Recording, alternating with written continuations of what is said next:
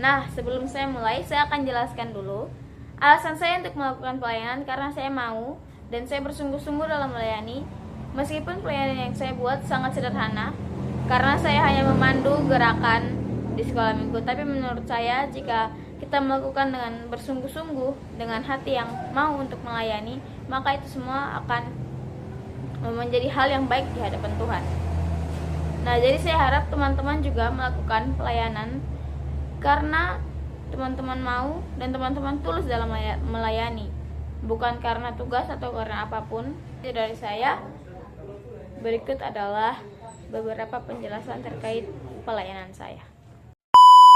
Nah, jadi teman-teman, di video tersebut hal yang sedang saya lakukan adalah pelayanan. Nah, jadi apa sih pelayanan itu? Nah, pelayanan adalah bentuk jasa atau pelayanan kepada orang atau kepada publik.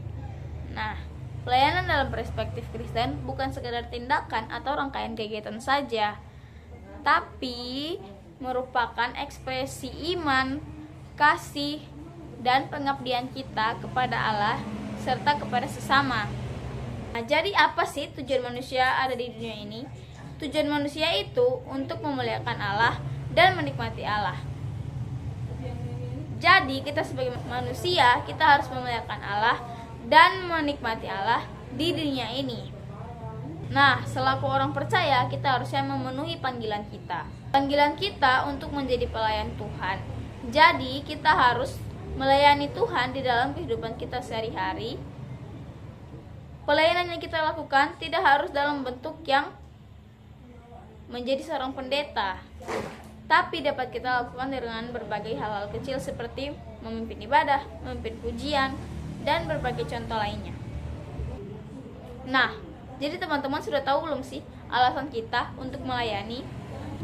Alasan kita untuk melayani, pelayanan kita sebagai bentuk rasa syukur kita kepada Tuhan, karena Tuhan telah beranugerah bagi hidup kita dan Tuhan telah melakukan banyak hal dalam hidup kita. Bukan karena itu saja, tapi karena Tuhan sudah terlebih dahulu melayani. Kapan? Saat Tuhan lahir, Tuhan mengalami masa pertumbuhan juga seperti kita. Tuhan mengalami masa di mana Tuhan diajar dan Tuhan mengajar. Tuhan selalu mengajar dimanapun dia berada, termasuk saat dia ingin mengajar di tempat asalnya namun dia diusir. Nah, Tuhan mengajar itu merupakan salah satu bentuk pelayanan Tuhan. Jadi Tuhan sudah melayani terlebih dahulu sebelum kita.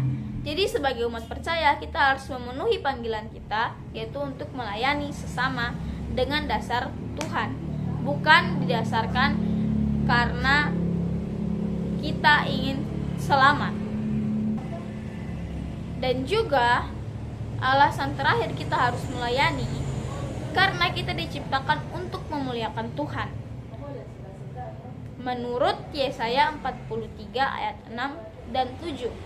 Nah, teman-teman, saat kita melayani, kita tidak perlu menyiapkan hal-hal yang terlalu kompleks. Intinya hanya satu, kita mempunyai hati yang mau dan tulus untuk melayani. Nah, saat kita melayani dengan sungguh-sungguh, dengan hati yang tulus dan hati yang mau untuk melayani, Tuhan menerima itu dengan baik. Karena kita bukan melakukannya dengan hati yang terpaksa, jadi Tuhan mau menerima itu dengan baik. Nah, dari hal-hal tersebut saya dapat merefleksikan bahwa kita semua harus memenuhi panggilan kita kepada Tuhan, yaitu untuk melayani. Bukan melayani dengan hal-hal yang besar, namun dengan hal-hal yang kecil kita sudah bisa melayani sebagai tanda rasa syukur kita kepada Tuhan. Dan juga saya ingin berkomitmen